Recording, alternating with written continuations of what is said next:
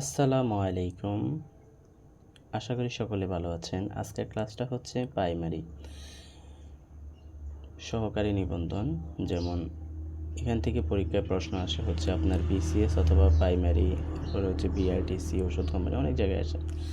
এই 10 সেকেন্ডের ভিতরে, 10 সেকেন্ডও লাগবে না, 3-4 সেকেন্ডের ভিতরে এই সুন্দর ম্যাথটি আমরা করে ফেলবো, অনেক তাড়াতাড়ি করে।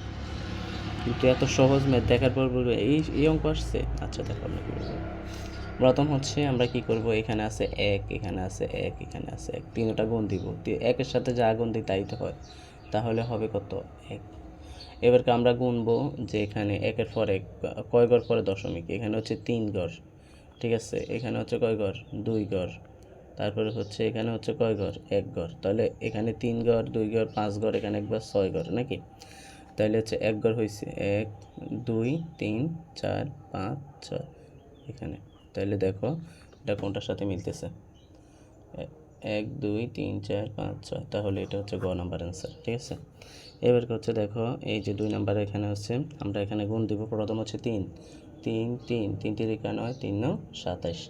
তাহলে আমরা প্রথম বসাবো 27। কত বসাবো? 27। 27 বসানোর পর এখানে আছে কয় ঘর? 3 ঘর, ঠিক আছে। এখানে আছে কয় ঘর? 2 ঘর। এখানে আছে কয় ঘর? 1 ঘর। তাহলে হচ্ছে কত ঘর? 3, 2 হচ্ছে কত? 5, 5 আর 1 কত? 6। তাহলে আমরা এখানে হচ্ছে 2 ঘর, 3 ঘর, 4 ঘর, 5 ঘর, 6 ঘর, এখানে দশমিক। এটা কার সাথে মিলে? এটা এই দেখো এটার সাথে মিলে গেছে, গ নাম্বারটা। আর 3 নাম্বারটা হচ্ছে আপনাদের কাজ, এটা হচ্ছে আপনারা জানাবেন যেখানে অ্যান্সার কোনটা হবে। ওকে, ধন্যবাদ।